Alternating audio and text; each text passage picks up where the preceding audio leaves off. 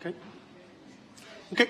Our interpreter is back. We are back in order.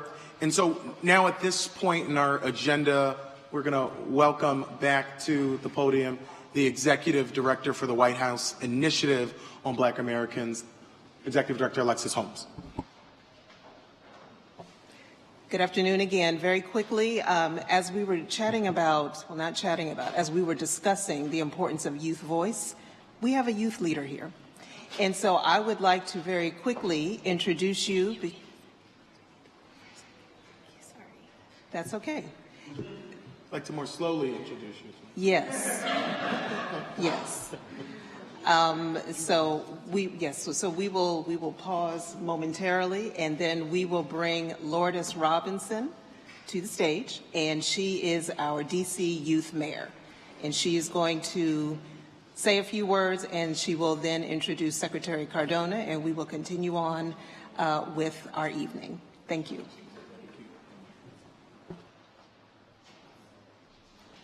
Mr. Chair, since we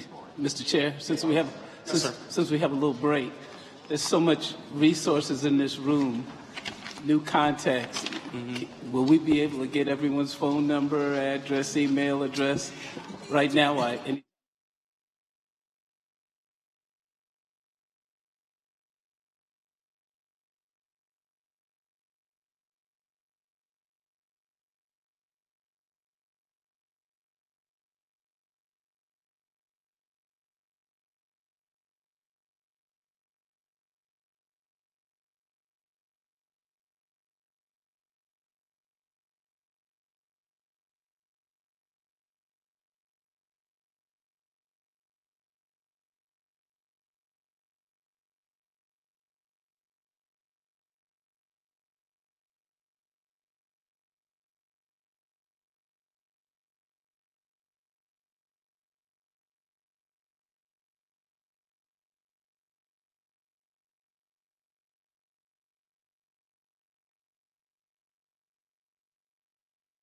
Because the credentials of this group are vast and they are deep, and we certainly want to benefit from your wisdom, knowledge, and expertise, to the extent that you're willing to share.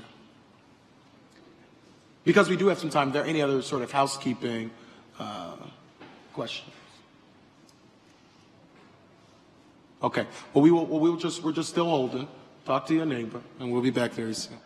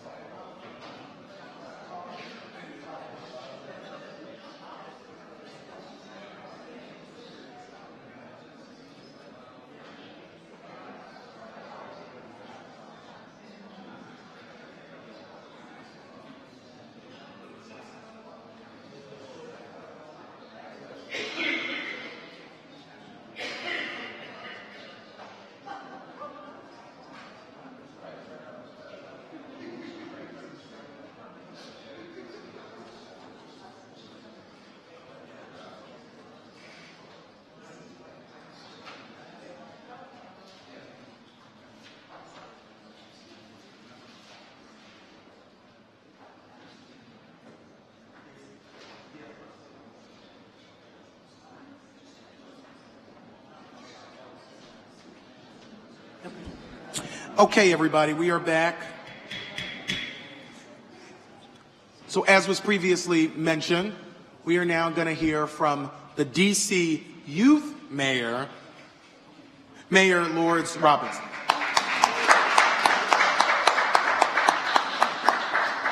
Good afternoon. Good afternoon.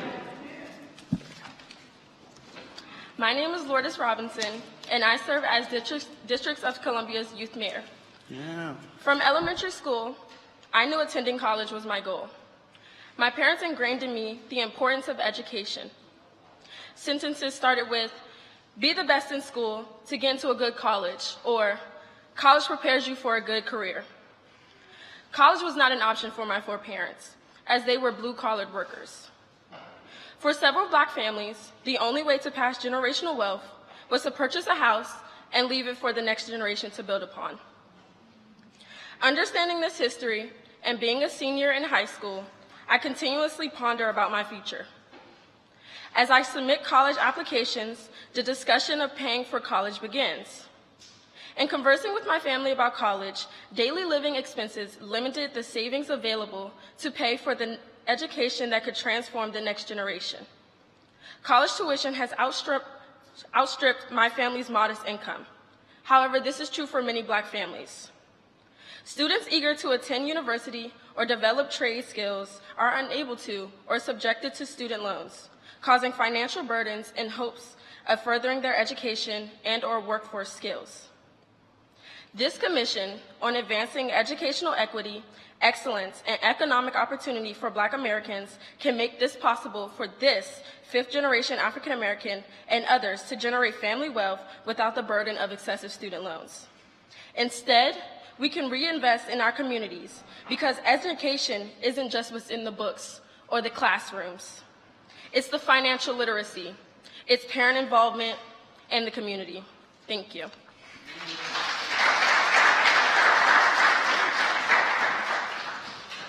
Now, I have the honor of introducing Secretary Cardona. Dr. Miguel A. Cardona became the 12th U.S. Secretary of Education after a distinguished career as an elementary school teacher, principal, district administrator, and Connecticut Education Commissioner. He is a firm believer that being an educator isn't just a job, it's an extension of your life's purpose. Secretary Cardona's focus throughout his career on raising the bar for equity and excellence for all learners guides his leadership of the agency in service of the nation's 65 million students and families. He oversaw efforts to safely reopen schools for in-person learning, going from only 46% of schools open when President Biden took office to nearly 100% open just 9 months later, while distributing historic federal education funding for K-12 schools and colleges. Across all these priorities, Secretary Cardona has highlighted the urgency of seizing the moment through intentional collaboration and the opportunity we have not only to recover from the pandemic, but to reimagine a more equitable education system that works better for all. He and his wife Marissa are proud parents of one student in public high school and another in college. May I introduce U.S. Secretary of Education, Dr. Miguel A. Cardona.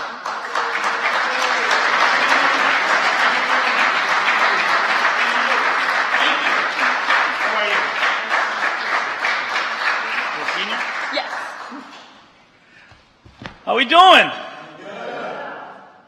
How was your day at work today? Pretty good? Great to be here. Great to be here.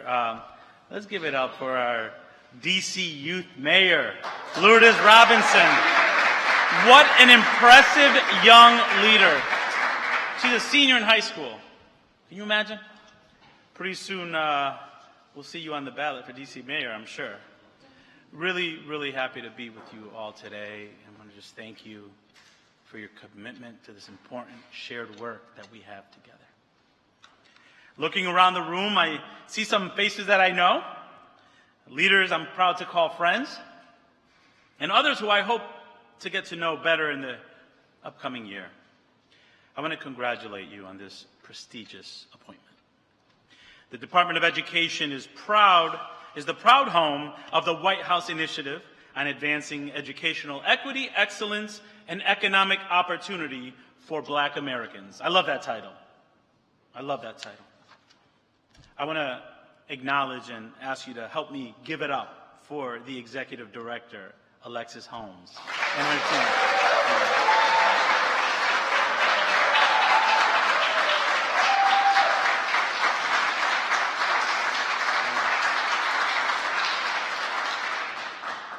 I've had the pleasure of working with Alexis, and I tell you, when we talk about celebrating Black excellence in this country, there's nobody I want next to me more than you. Thank you.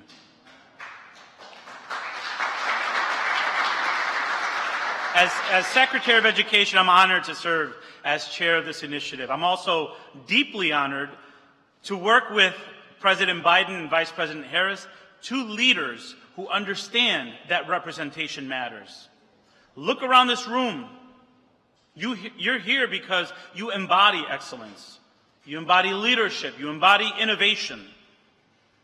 We have lifelong educators and experts in pedagogy, like my friend Becky.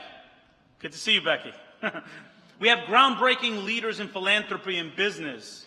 We have national advocates for Black students and families. Who better than you to be a voice for America's communities of color? Who better than you to identify barriers to progress and work with us to help break them? Who better than you to help this administration deliver on the promise of equal opportunity for all? Who better than you?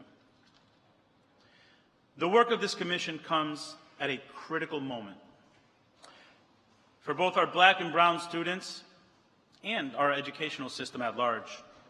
Here's something that I believe in my heart and I know in my bones, that talent, creativity, innovation, excellence, they're alive in every community across our country.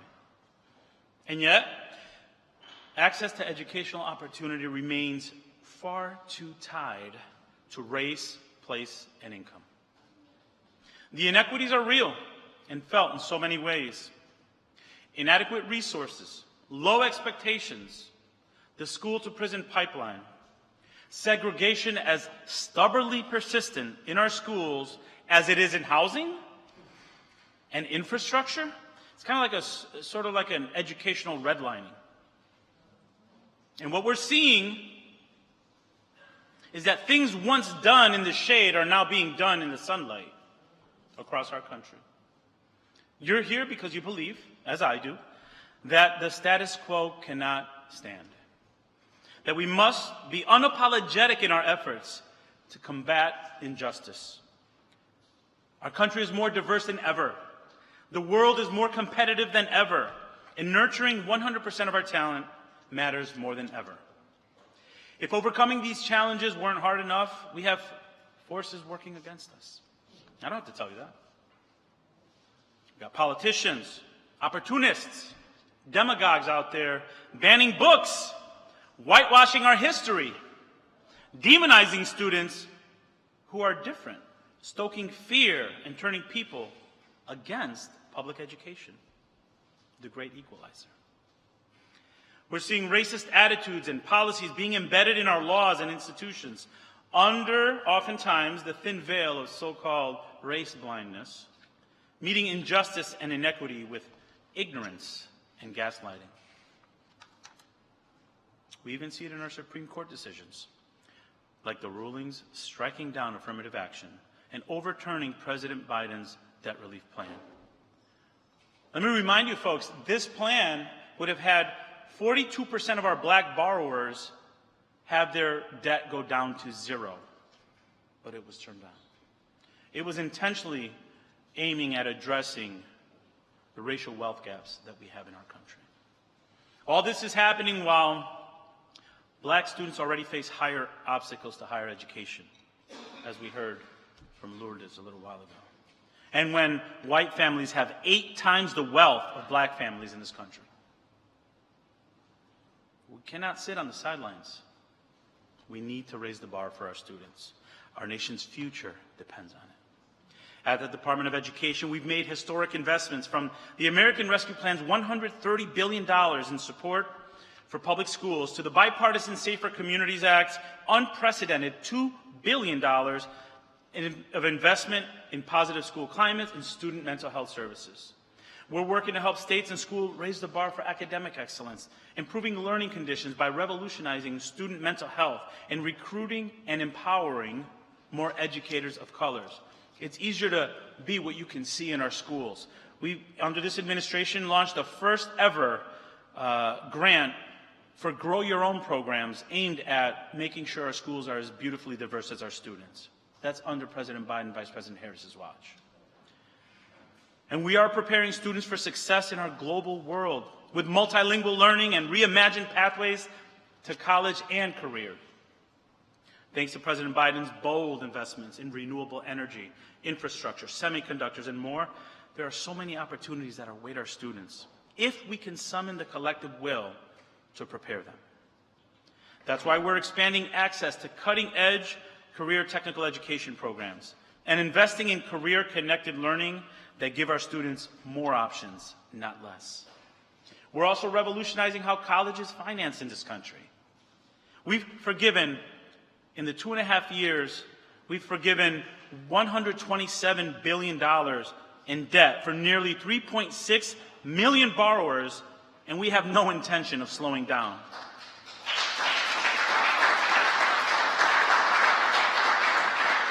That's more than any other administration combined in the first 2.5 years of this administration. And our new SAVE plan, it's called our SAVE Student Loan Repayment Plan, is the most affordable in history, slashing undergraduate payments in half so that young people can climb the economic ladder without being weighed down by unaffordable debt. I'm tired of hearing stories of 12-year-olds saying, I can't go to college, I can't afford college, my parents can't afford college, and by 12 years old saying, that's not for me. We got the SAVE plan that's going to make it more affordable, more within reach. This is going to help generations to come. And we're investing in historically black colleges and universities at a clip unseen by any other administration.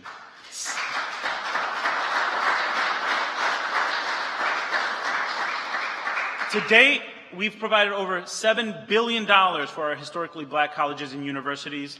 And you know what's equally important? They have a seat at the table, an authentic seat at the table, not just for photo ops. They have a seat at the table, and we're listening to what they're saying as we think about the policies that we do when we move forward, while breaking down barriers to federal contracts and research grants so they can compete. That's what we're hearing from them. We need infrastructure. We need to be able to compete for these contracts. We're listening, and we're making moves there. President Biden's commitment to equity has ignited a whole-of-government effort, and your contributions on this commission will be invaluable over the next year. This work begins today, and it starts with your swearing in. Now what you're here for.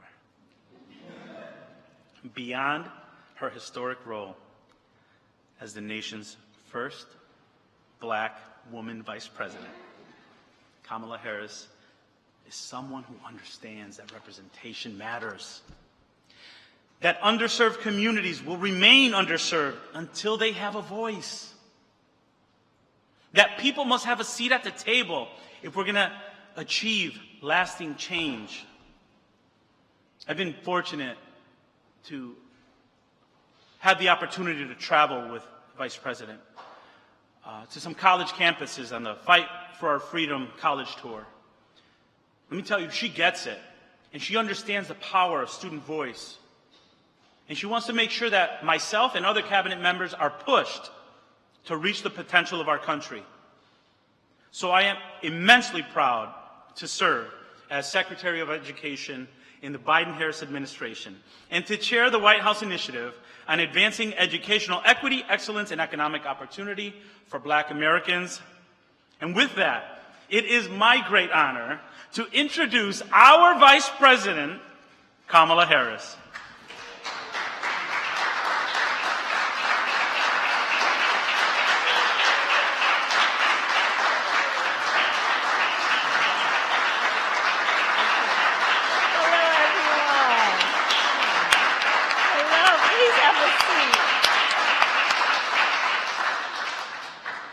Let me just first thank the Secretary, because you've been on my college tour with me. And, you know, if you get Miguel Cardona in the right frame of mind, he'll talk to you about KRS-One and all that. Some people understand what I'm talking about. But thank you.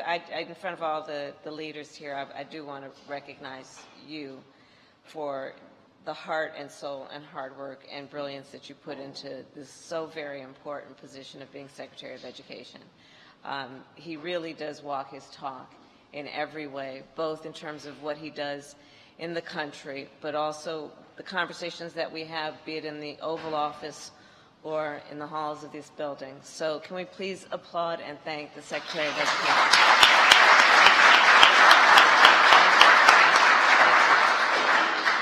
I'd like to address the group, but before I do want to discuss briefly what happened last night in Lewiston, Maine. I talked about this earlier today, but it became another community torn apart by gun violence. Tragically, right now in our country, the number one killer of children in America is gun violence. Not car accidents, not some form of cancer, gun violence. When you look at the data then and the statistics, and we know it anecdotally, we know it in the stories that we hear, Black Americans are 10 times more likely to be affected by and die as a result of gun violence. When we think about it in terms of the trauma that it creates in the community, often undiagnosed and untreated. So first of all, I want to just address what happened in Lewiston last night and say that, of course, the President, Doug, all of us are praying for those families who have lost a loved one and praying for the quick and speedy recovery of those who were injured and for the community in terms of its ability to heal. And there is still work being done on that case, of course, but I do believe it is important for us to speak truth as well as express our compassion and our prayers about the need for this to stop and for us to implement what we know is just reasonable and smart to at least get close to bringing an end to this. And so I'll then transition into the work of this group of extraordinary leaders by first of all just thanking each of you. You already have assumed a role of leadership in extraordinary ways and taken on responsibilities at great sacrifice to think about and address the needs of the community, and you have now yet again stepped up, as is your nature, to be members of what I am about to swear in as a new commission. So I start by thanking you. And it's interesting because the transition about the gun violence issue into the issues that you will address include, of course, what we must do to nurture the capacity of our young people, understanding not only what God has given them in terms of unyielding, unknown potential, but that must be coupled then with opportunities for them to actually realize their potential. It must be coupled with knowing who they are and what they can do, but addressing and being clear-eyed about the obstacles to them reaching that capacity. And so when I think about this issue of the tour that I've been doing, we call it the Fight for Our Freedoms Tour, one of the things that I've been doing, and it's been for college-age young people. So it's been in universities and colleges, community colleges, and trade schools. And I've now met with, my staff tells me, probably tens of thousands of young people. And Mayor, I want to thank you for your role of leadership as a young leader.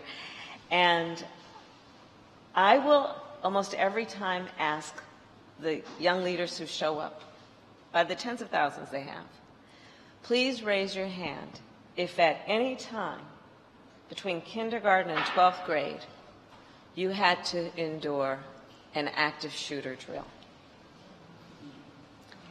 And it is something that is hair-raising when you watch the majority of those hands go up. And I will often say to the older adults who are here in the media, take a look at this, because I don't think by way of public policy or public priorities we have fully understood and acknowledged what our young people are going through and the challenges that they face, including obstacles to their path for opportunity. So I say all that to say I thank each of you for lifting up the voices of our young leaders and nurturing and creating opportunities for all of them to be who we know they are. And we are counting on them. And in that way, we are counting on each of you. Mr. Chair, Representative Kenyatta, I want to thank you for your leadership always and everything you do, but in addition to this commission, and our Executive Director, Alexis Holmes, where is she? There you are. Thank you for your work.